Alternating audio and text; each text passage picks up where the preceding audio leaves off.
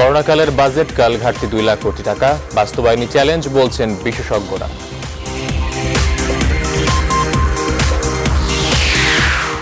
বাস্তবায়নে রাজধানীতে জোন ভিত্তিক লকডাউন শুরু, চলাফেরায় কঠোর বিধিনিষেধ, চলছে পুলিশ ও সেনা টহল। চট্টগ্রামে অক্সিজেন সিলিন্ডারের তীব্র সংকট, সুযোগ নিচ্ছেন ব্যবসায়ীরা, বিক্রি হচ্ছে 25 থেকে 30 গুণ বেশি দামে। এক মাসে ভারতে করোনা আক্রান্ত হয়েছে 2 লাখ, বাংলাদেশে 52,000, অনেকটাই নিয়ন্ত্রণে শ্রীলঙ্কা, নেপাল ও ভুটানে।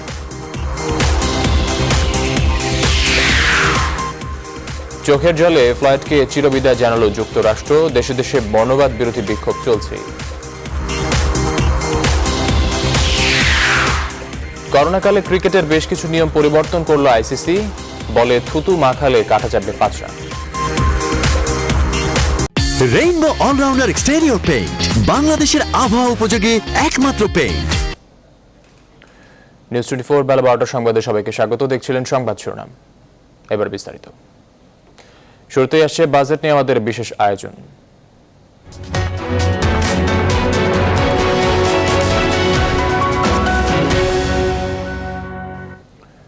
জাতীয় সংসদে কাল ঘোষণা হতে যাচ্ছে অর্থনীতি পুনরুদ্ধারের বাজেট, যার আকার ধরা হচ্ছে 5,68,000 কোটি টাকা। বড় অঙ্কের বাজেটে থাকছে উচ্চাভিলাষী রাজস্ব আহরণের লক্ষ্য, থাকছে রেকর্ড পরিমাণ ঘাটতি। বিশেষজ্ঞরা বলছেন উন্নয়নের চেয়ে বেশি গুরুত্ব দিতে হবে মানুষের জীবন ও জীবিকা বাঁচাতে। সুলতান আহমেদের রিপোর্ট। করোনার ছোবলে থমকে যাওয়া অর্থনীতি বেগবান করার লক্ষ্যে বৃহস্পতিবার বিকেলে অর্থমন্ত্রী ঘোষণা করবেন 2020-21 অর্থবছরের বাজেট। অর্থমন্ত্রী হিসেবে আহম মোস্তফা কামালের এটি হবে দ্বিতীয় বাজেট। প্রস্তাবিত বাজেটে থাকছে ব্যয়ের বড় বাসনা। মোট 5,68,000 কোটি টাকা হচ্ছে যার আকার। অর্থমন্ত্রী ব্যয়ের সাথে পাল্লা দিতে গিয়ে আয়ের লক্ষ্যমাত্রা নির্ধারণ করতে যাচ্ছেন 3,82,000 কোটি টাকা। করোনার ভয়াবহতার মধ্যেও বিলাসিতা থাকছে জিডিপির প্রবৃদ্ধির লক্ষ্যমাত্রায় 8.2%। এত ভয় পাওয়ার দরকার নেই, কারণ এই বছর ইনফ্লেশন খুব বেশি হবে না, কারণ অর্থনীতিটা রীতিমতো অবশ হয়ে আছে। সুতরাং অর্থনীতি চাঙ্গা না থাকলে, ডিমান্ড মানুষের কাছে টাকা পয়সা অত বেশি না থাকলে পরে কিন্তু ইনফ্লেশন তত বাড়ে না। বাজেটে দৃশ্যমান উন্নয়নে ব্যয় করার লক্ষ্য 2,05,000 কোটি টাকা, আর পরিচালন ব্যয় বেড়ে দাঁড়াচ্ছে 3,48,000 কোটিতে। এর মধ্যে অভ্যন্তরীণ খাতে ঋণ পরিশোধে ব্যয় হবে 58,000 কোটি টাকা, আর বিদেশি ঋণ শোধে 5,500 কোটি। বড় ব্যয় মেটাতে অর্থমন্ত্রী আয় করতে চান বেশি। জাতীয় রাজস্ব বোর্ডকে দেয়া হচ্ছে 3,30,000-এর লক্ষ্য। এর বাইরে এনবিআর বহির্ভূত কর থেকে আয় হবে 15,000 কোটি টাকা। কর ছাড়া সরকারের আদায় লক্ষ্য থাকছে 33,000 কোটি টাকা। রেভিনিউ মোবিলাইজ করতে পারবে বলে মনে হয় না, সেজন্য বিশেষ উদ্যোগ নিতে হবে। বাছাই করে ধনী ব্যক্তিদের, যারা দীর্ঘকাল ধরে ঋণ খেলাপি করে আসছে এবং বাইরে অর্থ পাচার করে আসছে, তাদের সেই খেলাপি ঋণের একটা অংশও যদি এবার আর্জেন্সির কথা বলে আদায় করে নিতে পারে সরকার। তবে এরপরও 1,86,000 কোটি টাকার ঘাটতি টানতে হবে আসছে বাজেটে, যা মেটাতে দেশের অভ্যন্তরের ব্যাংক থেকে নেয়ার লক্ষ্য 85,000 কোটি টাকা। সঞ্চয়পত্র বিক্রি থেকে 20,000 কোটি, আর বৈদেশিক ঋণ থেকে নেয়ার লক্ষ্য ধরা হচ্ছে 76,000 কোটি টাকা। দেশের ভেতর থেকে ব্যাংকিং সেক্টরে ঋণ না নিয়ে আমরা যেটা বেশি প্রস্তাব করছি যে বাংলাদেশ ব্যাংক থেকে যদি তারা বাংলাদেশ সরকার ঋণ নেয়, তা রিফাইন্যান্স করতে পারে ব্যাংকগুলোকে, এবং তার মাধ্যমে যে সমস্ত স্টিমুলাস প্যাকেজ বাস্তবায়ন করা দরকার সেটা করতে পারে। এছাড়াও অর্থনীতি চাঙ্গা করতে বাজেটে থাকছে সহজ শর্তে কালো টাকা বিনিয়োগের সুযোগ। তবে বাজেটের জটিল সব হিসেব নিকেশের বাইরে এসে এবছরের আপৎকালীন বাজেটে মানুষের জীবন বাঁচাতে সবচেয়ে বেশি গুরুত্ব দেওয়ার কথা বলছেন সব শ্রেণী পেশার মানুষ। এজন্য স্বাস্থ্য খাতে বরাদ্দ বাড়িয়ে তার যথাযথ ব্যবহারের দিকে নজর দেওয়ার কথা বলছেন তারা। সুলতান আহমেদ, নিউজ 24, ঢাকা। সংসদের বাজেট অধিবেশন শুরু হচ্ছে বিকেলে, কিন্তু অধিবেশনকে ঘিরে অন্য বছরগুলোর মতো নেই কোনো উচ্ছ্বাস। চারদিকে করোনা আতঙ্ক, অসুস্থ বয়স্ক এমপিদের অধিবেশনে যোগ না দেওয়ার জন্য পরামর্শ দেওয়া হয়েছে।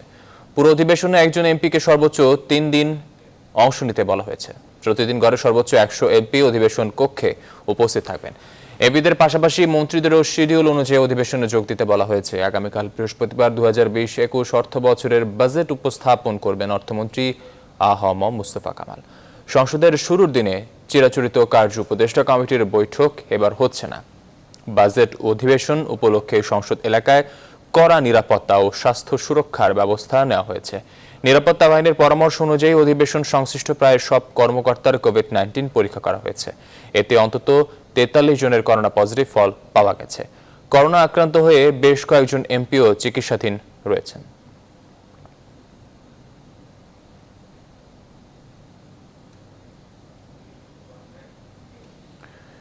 এবারে করোনা প্রসঙ্গ। করোনা সংক্রমণের হার বেশি হওয়ায় মঙ্গলবার রাত 12টা 1 মিনিট থেকে পূর্ণাঙ্গ লকডাউন করা হলো রাজধানীর 27 নম্বর ওয়ার্ডের আওতাধীন রাজারবাগ এলাকায়। লকডাউন শুরু হওয়ার পর থেকে এলাকার প্রবেশ ও বের হবার ক্ষেত্রে পুলিশ থাকবে কঠোর অবস্থানে। শুরু হয়েছে সেনা ও পুলিশের যৌথ টহল। তবে স্থানীয় বাসিন্দারা বলছেন এবার উন্নত বিশ্বের মতোই কঠোর লকডাউন দেখতে চান তারা। আরো জানাচ্ছেন মাহমুদুল হাসান।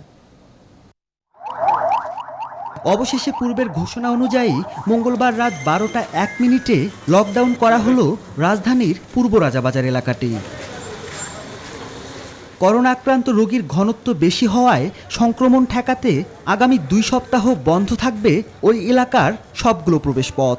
এ সময় প্রশাসনের পূর্ণ নিয়ন্ত্রণে থাকবে পুরো এলাকাটি। পূর্ব রাজাবাজার এলাকাটি রেড জোন হিসেবে ঘোষণা করা হয়েছে। এখানে বিভিন্ন সরকারি বেসরকারি সংস্থা এবং স্থানীয় যারা জনপ্রতিনিধি আছে তাদের সাথে আমরা বাংলাদেশ পুলিশের পক্ষে ঢাকা মেট্রোপলিটন পুলিশ আমরা কাজ করছি। আমরা জনসচেতনতা বৃদ্ধি সাথে সাথে জনসাধারণ এবং যানবাহনের চলাচল যে নিয়ন্ত্রণ এই বিষয়গুলো নিয়ে আমরা কাজ করছি। রাতেই শুরু হয় সেনাবাহিনী ও পুলিশের যৌথ টহল। এলাকার বাসিন্দাদের চলাচল নিয়ন্ত্রণে গঠন করা হয়েছে সমন্বয় কমিটি। বাইরে থেকে যাতে ভিতরে লোক না আসতে পারে এটা আমরা নিশ্চিত করব এবং যে সংস্থাগুলো কাজ করছে তারা যাতে সঠিকভাবে কাজ করতে পারে সেটাও আমরা নিয়ন্ত্রণ এনে তারপর তাদের কোনো সমস্যা থাকলে এই সমস্যাগুলো সমাধানপূর্বক আমরা তাদেরকে সাহায্য করব। দরিদ্র মানুষের জন্য আমাদের কাছে আগের থেকেই গত 2.5 মাস তো আমরা কাজ করতেছি।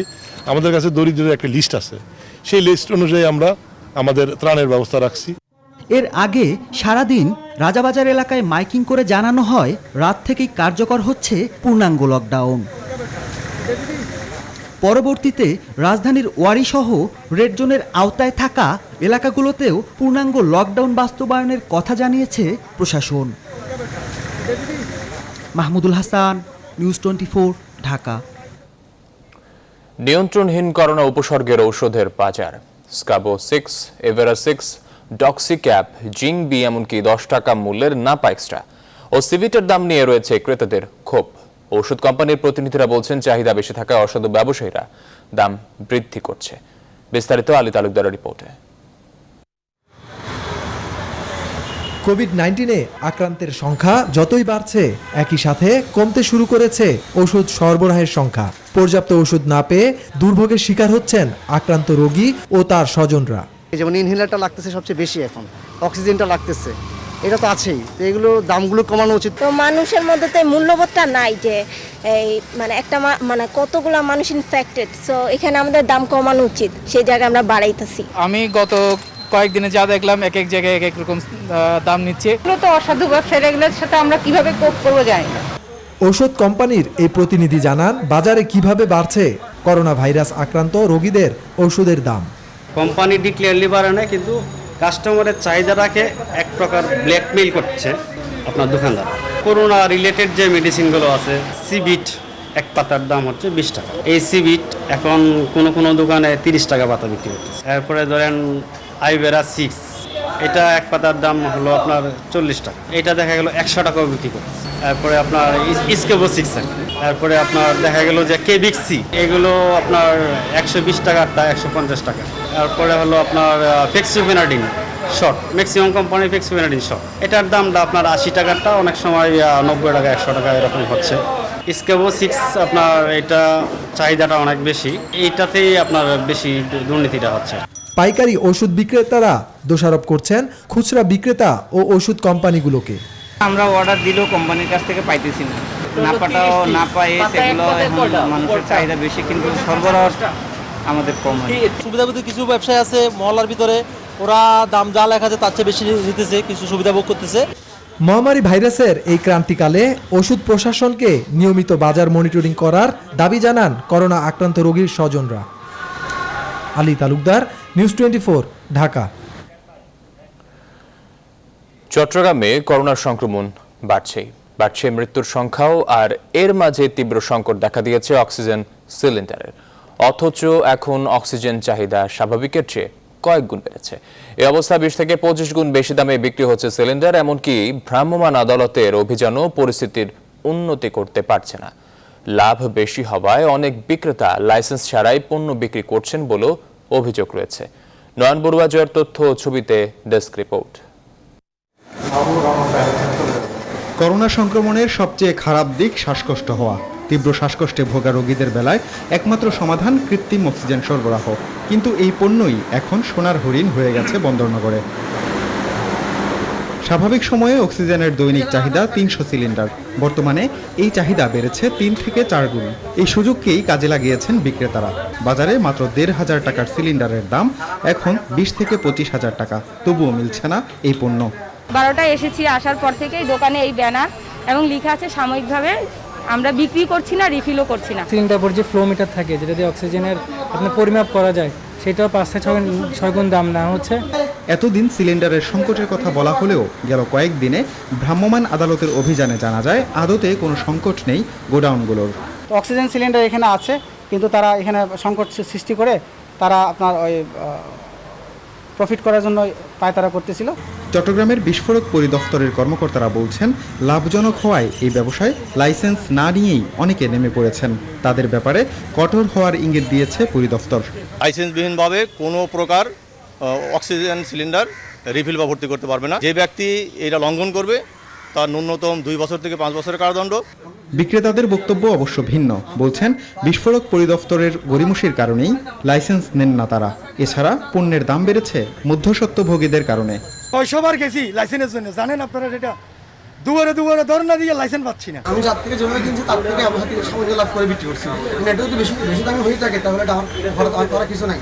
মানুষের জীবন রক্ষাকারী এই পণ্য নিয়ে নৈরাজ্য সৃষ্টিকারীদের বিরুদ্ধে কঠোর পদক্ষেপের আহ্বান জানিয়েছেন চট্টগ্রামের সচেতন নাগরিকরা। Desk report, news 24। সাভার ও আশুলিয়ায় ক্রমে করোনা রোগীর সংখ্যা বাড়ছে, যার বেশিরভাগ পোশাক শ্রমিক। শ্রমিকদের আসা যাওয়া এবং কারখানার ভেতরে শতভাগ সামাজিক দূরত্ব ও স্বাস্থ্যবিধি মানা হচ্ছে না বলে অভিযোগ শ্রমিক নেতাদের। যদিও কারখানার মালিকরা বলছেন নিয়ম মেনেই কাজ পরিচালনা করছেন তারা। নাজমুল হুদার পাঠানো তথ্য ও ছবিতে দেখুন ডেস্ক রিপোর্ট। সাভার ও আশুলিয়ায় করোনা ভাইরাসের বিস্তার তুলনামূলকভাবে নিয়ন্ত্রণে থাকলেও পোশাক কারখানাগুলো খুলে দেওয়ার পর সংক্রমণের হার বেড়েছে। উপজেলা স্বাস্থ্য কমপ্লেক্স সূত্র জানিয়েছে, সাভারে এ পর্যন্ত করোনা রোগী শনাক্ত হয়েছে 816 জন, যাদের বেশিরভাগই পোশাক শ্রমিক। এরই মধ্যে মারা গেছে 29 জন। ঘরে থাকুন, সুস্থ থাকুন, সামাজিক দূরত্ব বজায় রাখুন, প্রশাসনকে সহযোগিতা করুন, নিজে সুস্থ থাকুন, সাভারকে সুস্থ রাখুন, দেশকে সুস্থ রাখুন। সামাজিক দূরত্ব ও স্বাস্থ্যবিধি মানার বিষয়ে মিশ্র প্রতিক্রিয়া জানিয়েছেন পোশাক শ্রমিকরা। গাড়ি ঘোড়া সবই চলে, কারণের কোনো নিয়মকরণ আছে নাকি? স্প্রে দেওয়া হয়, বারে সাবান দিয়ে হাত দেওয়া হয়। সরকারি লোক যে হিসেবে বলে তাতে তো ওই হিসেবে ততটা না। পরিবর্তিত এই পরিস্থিতিতে শ্রমিকদের সুরক্ষা নিশ্চিত করার পাশাপাশি ছাঁটাই আতঙ্ক থেকেও তাদেরকে মুক্ত রাখার দাবি জানিয়েছেন শ্রমিক নেতারা। করে দেখেছি এবং বিভিন্ন শ্রমিকদের কাছ থেকে আমরা যেটা জানতে পেরেছি সেটা হলো আসলে স্বাস্থ্যবিধি যে শর্ত সাপেক্ষে ফ্যাক্টরিগুলো খোলার কথা ছিল সেই স্বাস্থ্যবিধি মানা হচ্ছে না। আমরা মালিক শ্রমিক সবাই একসাথে মোকাবেলাও করতে চাই এবং সেটা শ্রমিকের চাকরি নিশ্চিত করে শ্রমিকদের যাতে এই দুঃসময়ে চাকরি না যায়। স্বাস্থ্যবিধি মানার ক্ষেত্রে কোনো রকম ত্রুটি রাখা হচ্ছে না বলে দাবি এই কারখানা মালিকের। তাদের যথাযোগ্য সামাজিক দূরত্ব বজায় রেখে এবং কাজ করানো হচ্ছে, এতে করে শ্রমিকরা স্বাস্থ্য মেনটেন হচ্ছে এবং তারা সুন্দরভাবে কাজ করতেছে, এতে করে আক্রান্ত হওয়ার কোনো সুযোগ তাদের মধ্যে নেই। শ্রমিক নেতাদের মতে শতভাগ স্বাস্থ্যবিধি মানতে কারখানা মালিকদের আরও কাজ করা প্রয়োজন। Desk report, news 24। গেল 30 দিনে ভারতে করোনায় আক্রান্ত হয়েছে 2 লাখের বেশি মানুষ, মৃত্যু 5,500-এর বেশি। একই সময় পাকিস্তানে আক্রান্ত বেড়েছে 72,000 আর বাংলাদেশে 52,000। তবে করোনা অনেকটা নিয়ন্ত্রণে শ্রীলঙ্কা, নেপাল ও ভুটানে। বিশেষজ্ঞরা বলছেন, এখনই সুনির্দিষ্ট পরিকল্পনার মাধ্যমে এটি নিয়ন্ত্রণ করা না গেলে বিপদ বাড়বে সামনে। প্লাবন রহমানের রিপোর্টে বিস্তারিত। প্রতিদিনই যেন খারাপের দিকে যাচ্ছে দক্ষিণ এশিয়ার দেশগুলোর করোনা পরিস্থিতি। বিশেষ করে ভারত এবং পাকিস্তানে বেশ দ্রুত গতিতে বাড়ছে আক্রান্ত মৃত্যুর সংখ্যা। সুখকর নয় বাংলাদেশের অবস্থাও। গত 8 মে থেকে 7 জুন বিগত এই এক মাসের করোনার তথ্য বিশ্লেষণ বলছে ভারতে গেল 30 দিনেই নতুন করে আক্রান্ত হয়েছে 1,97,000 মানুষ। একই সময়ে পাকিস্তানে আক্রান্ত 72,000-এর বেশি, আর বাংলাদেশে গত এক মাসে নতুন করোনা রোগী শনাক্ত হয়েছে 52,000-এর বেশি। একইভাবে মৃত্যুর মিছিলেও এগিয়ে ভারত। এক মাসে ভারতে করোনায় মারা গেছে 5,222 জন, পাকিস্তানে 1,503 এবং বাংলাদেশে এক মাসে মৃত্যু হয়েছে 682 জনের। এই দেশগুলোর সংক্রমণটা ঊর্ধ্বমুখী হচ্ছে এবং আশঙ্কা আছে হঠাৎ করে কোনো জায়গায় সংক্রমণ বিস্ফোরণ ঘটতে পারে। ভারত এবং বাংলাদেশে কোভিড-19 যে স্ট্রেইনটা আক্রমণ করেছে, এটির ভিরুলেন্সি মানে আক্রমণের গতি অনেক বেশি, যদিও তীব্রতা কম, অর্থাৎ মৃত্যুর হার কম, কিন্তু তার দ্রুত ছড়ায়। আশঙ্কা করা হচ্ছে যে এখানে হঠাৎ করে দ্রুত রোগীর সংখ্যা অনেক বেড়ে যেতে পারে এবং ক্ষয়ক্ষতিও বাড়তে পারে, যেমনটি মার্কিন যুক্তরাষ্ট্রের নিউ ইয়র্ক শহরে বা চীনের উহানে হয়েছিল।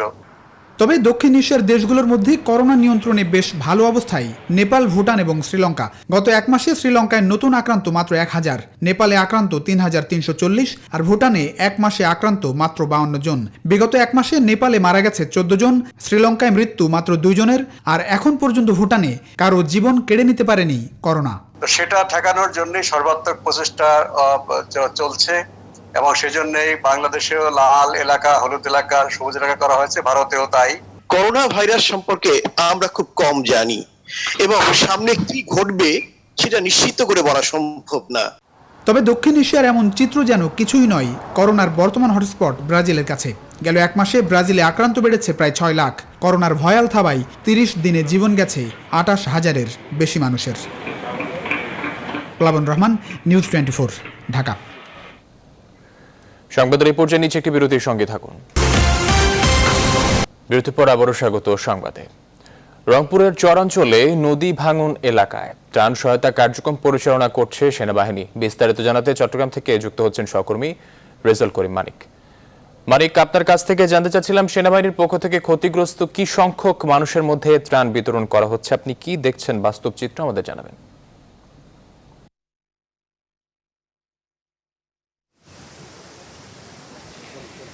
অসংখ্য ধন্যবাদ আপনাকে। আমি এই মুহূর্তে অবস্থান করছি রংপুরের গঙ্গাছড়া উপজেলার নোহালী ইউনিয়নের চরে। আপনি জানেন যে কোরালগ্রাসী তিস্তা এই ভাঙ্গা গড়ার খেলায় কিন্তু চর অঞ্চলের মানুষের জীবনযাপন চলে। গত কয়েকদিনের মানে ভারী বর্ষণ এবং উজানের ঢলে 120টি পরিবার নদীগর্ভে বিলীন হয়েছে এবং চেয়ারম্যানের ভাষ্য মতে বর্ষা না আসতেই কিন্তু প্রায় 520টি ঘর বসত ভিটা নদীগর্ভে বিলীন হয়েছে। এ বিষয়ে কথা বলার জন্য রংপুর সেনানিবাসে যিনি এখানে যে অফিসার রয়েছেন ক্যাপ্টেন সৈকত, তার সাথে কথা বলতে চাই। কেন আপনারা এখানে এসেছেন এবং আপনাদের মূল উদ্দেশ্যটা কি? আমাদের দায়িত্বপূর্ণ এলাকা গঙ্গাছড়া উপজেলার নোহালী ইউনিয়নে আমরা টহল করে থাকি এবং এখানে আমরা পরীক্ষিত করি এখানে চর এলাকা এবং এই তিস্তার কবলে পড়ে অনেক মানুষ আছে যারা ঘরহীন হয়েছেন। এই কবলে তিস্তা নদীর নদী ভাঙনের জন্য যারা আসলে অনেক কষ্ট পোহাতে হচ্ছে, আমরা তাদের ইউএনও এবং অন্যান্য প্রশাসনের মাধ্যমে তাদেরকে খুঁজে বের করি এবং আনুমানিক 120টি পরিবারের মাঝে আমরা তাদের খাদ্য সামগ্রী বিক্রয় করে তা বিতরণের মাধ্যমে তাদেরকে সাহায্য করার চেষ্টা করছি। ত্রাণ সামগ্রীর মধ্যে কী কী দিচ্ছেন আপনারা? তার সামগ্রীর ভিতরে চাল, ডাল, প্রয়োজন সামগ্রী এবং আমাদের তেল, সব কিছুই আছে যেটা তারা আনুমানিক 7 দিন চলতে পারবেন। ধন্যবাদ আপনাকে। একটু আমরা কথা বলতে চাই ইউনিয়ন পরিষদের চেয়ারম্যান, নোহালী ইউনিয়ন পরিষদের চেয়ারম্যান যিনি রয়েছেন আবুল কালাম আজাদ টিটুল, তার সাথে একটু কথা বলতে চাই যে চলতি বন্যায় অর্থাৎ বর্ষা আসার আগেই কতগুলো ঘরবাড়ি নদীগর্ভে বিলীন হয়েছে এবং এই ভাঙন কবলিত মানুষের বর্তমান অবস্থা কি? ধন্যবাদ আপনাকে। তিস্তা নদীর এই করাল গ্রাসে পরিপূর্ণরূপে মানে বন্যা আসার আগেই 520টি পরিবার ইতিমধ্যেই নদীগর্ভে বিলীন হয়েছে। তাদের ফসলি জমি, বসতবাড়ি সমস্ত কিছু চলে গেছে। আমি ঊর্ধ্বতন কর্তৃপক্ষ, জেলা প্রশাসক মহোদয় এবং পানি উন্নয়ন বোর্ডের চিফ ইঞ্জিনিয়ার থেকে শুরু করে ঊর্ধ্বতন কর্তৃপক্ষকে জানিয়েছি। ইতিমধ্যে মানবিক সহায়তার হাত বাড়িয়েছেন বাংলাদেশ সেনাবাহিনী রংপুর অঞ্চল, ওনাদেরকেও বিষয়টা অবহিত করেছি। ওনারা সরেজমিনে পরিদর্শন করে আজকে এখানে উপস্থিত হয়েছেন মানবিক সহায়তা নিয়ে। আমি আপনাদের পক্ষ থেকে সেনাবাহিনীকে ধন্যবাদ জানাই মানবতার হাত প্রসারিত করার জন্য। আসলে এই অঞ্চলটা একসময় মঙ্গা কবলিত ছিল। মাননীয় প্রধানমন্ত্রী বিরোধী দলীয় নেত্রী থাকা অবস্থায় দুবার এখানে পদার্পণ করেছেন এবং নোহালীর নাম উনি জানেন। গঙ্গাছড়া বলতেই উনি নোহালীকে বুঝেন। আমি আপনাদের মাধ্যমে একটু আহ্বান জানাই, রিলিফ আসলে মানুষ চায় না, কিন্তু রিলিফ কোনো পুনর্বাসন না। এই যাদের সর্বোচ্চ চলে গেছে, জমি জমা ঘরবাড়ি চলে গেছে, এরা এখন মানবেতর জীবনযাপন করছে। ধন্যবাদ আপনাকে। আসলে আমরা কথা বলছিলাম নোহালী ইউনিয়ন পরিষদের চেয়ারম্যান যিনি রয়েছে আবুল কালাম টিটুল এবং ক্যাপ্টেন সৈকতের সাথে, তারা এখানে এসেছেন ভাঙন কবলিত মানুষের মাঝে ত্রাণ বিতরণ করতে।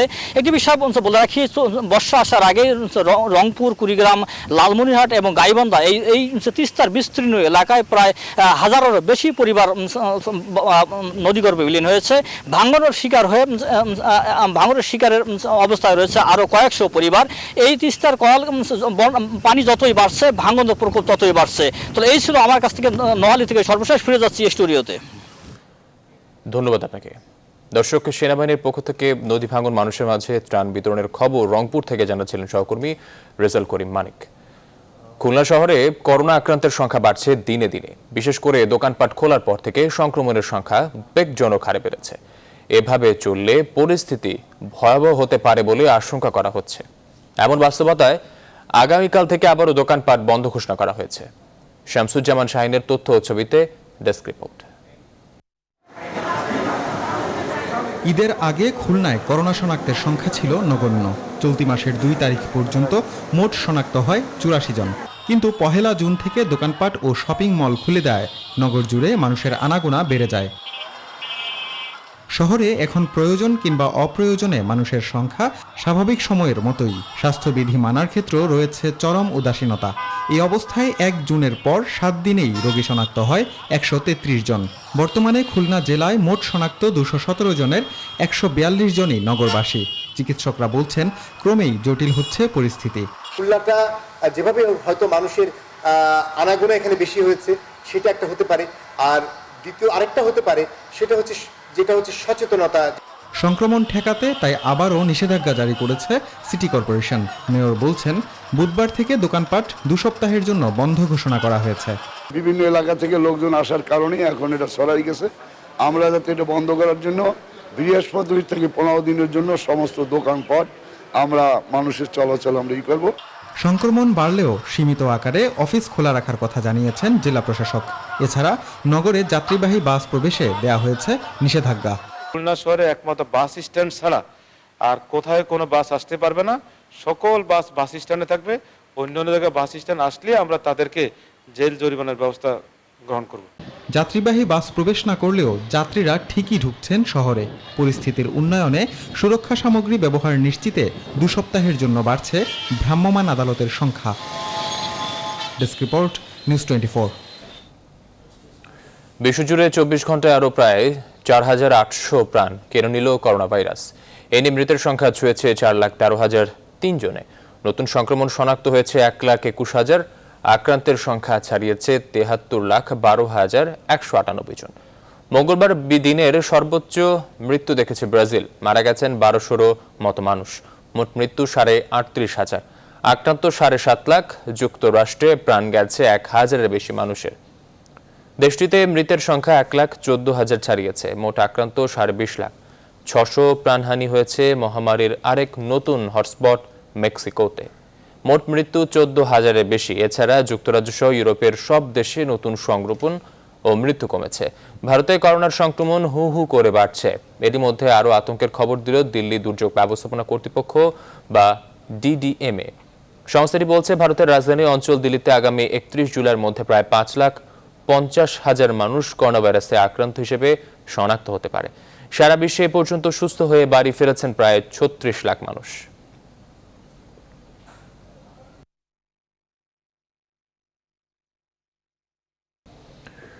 সংবাদে নিচ্ছে আরও একটি বিরতি, সঙ্গে থাকুন। বিরতির পর আবারও স্বাগত সংবাদে। এবার আন্তর্জাতিক প্রসঙ্গ। হিউস্টনের নিজ শহরে মা লার্সিনিয়া ফ্লয়েডের কবরের পাশে চির নিদ্রায় শায়িত হচ্ছেন যুক্তরাষ্ট্রের মিনিয়াপলিসে পুলিশি নির্যাতনে নিহত জর্জ ফ্লয়েড। তার মৃত্যুর 2 সপ্তাহ পরে মঙ্গলবার হিউস্টনের শহরতলিতে সমাহিতের জন্য ঘোড়াটানা গাড়িতে করে নিয়ে যাওয়া হয়। জর্জ ফ্লয়েডকে চিরবিদায় জানাতে তার পরিবারের পাশাপাশি অনেক তারকা, রাজনৈতিক কর্মী ও অধিকারীদের উপস্থিতি দেখা যায়। সমাহিত করার সময় পরিবারের দাবি, নিপীড়িতদের সংগ্রামের প্রতীক হিসাবে বিবেচিত হয়ে থাকবেন ফ্লয়েড। তার মৃত্যুতে সপ্তাহের বেশি বিক্ষোভ চলে পুরো যুক্তরাষ্ট্র জুড়ে। পরে তা ছড়িয়ে পড়ে সারা বিশ্বে। পুলিশি নির্যাতনে তার মৃত্যুতে মিনিয়াপলিসের পুলিশ বাহিনী ভেঙে দেওয়ারও ঘোষণা আসে। কৃষ্ণাঙ্গ জর্জ ফ্লয়েডের মৃত্যু বিশ্বকে পাল্টে দেবে বলে মন্তব্য করেছেন যুক্তরাষ্ট্রের প্রেসিডেন্ট নির্বাচনে ডেমোক্র্যাট দলের প্রার্থী জো বাইডেন।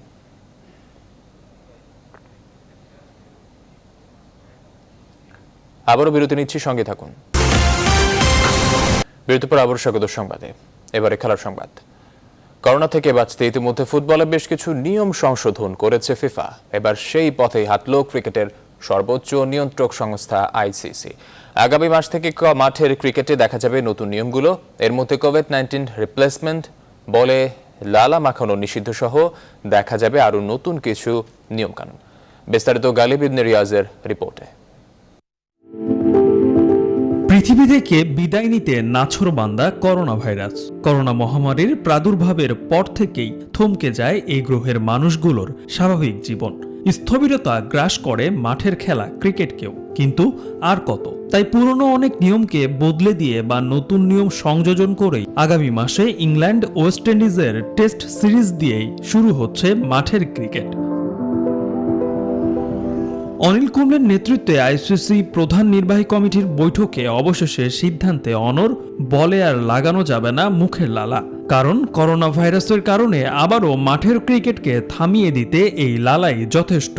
সেই সাথে গত অ্যাশেজ থেকে আন্তর্জাতিক ক্রিকেট কনকাশন সাবস্টিটিউট দেখলেও এবার করোনার কারণে এশীয় নিয়মের সঙ্গে যোগ করা হলো করোনা সাবস্টিটিউট। টেস্ট ম্যাচ চলাকালীন সময়ে কোনো ক্রিকেটারের মধ্যে করোনা ভাইরাসের কোনো উপসর্গ দেখা দিলে ম্যাচ রেফারির অনুমতি সাপেক্ষে অন্য একজন খেলোয়াড়কে মাঠে নামানো যাবে। তবে ওয়ানডে কিংবা টি-20-র জন্য এই নিয়ম প্রযোজ্য নয়।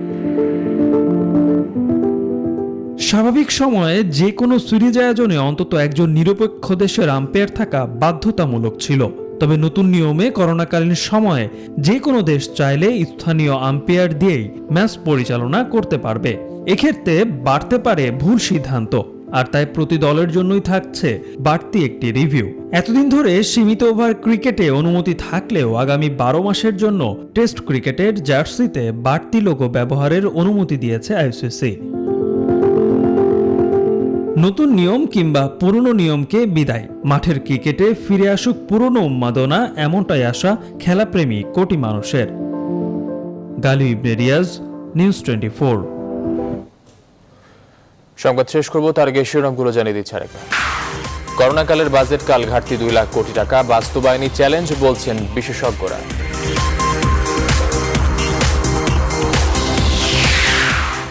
রাজধানীতে জোন ভিত্তিক লকডাউন শুরু, চলাফেরায় কঠোর বিধিনিষেধ, চলছে পুলিশ ও সেনা টহল।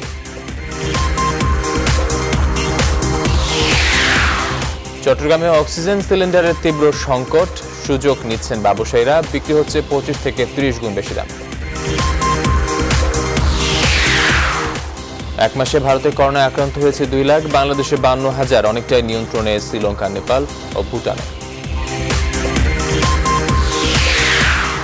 চোখের জলে ফ্লাইটকে চিরবিদায় জানালো যুক্তরাষ্ট্র, দেশে দেশে বর্ণবাদ বিরোধী বিক্ষোভ চলছে।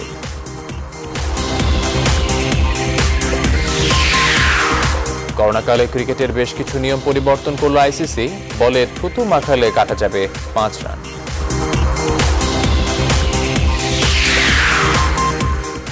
দর্শক, এই ছিল এখনকার আয়োজনে, সাথে থাকার জন্য ধন্যবাদ সবাইকে।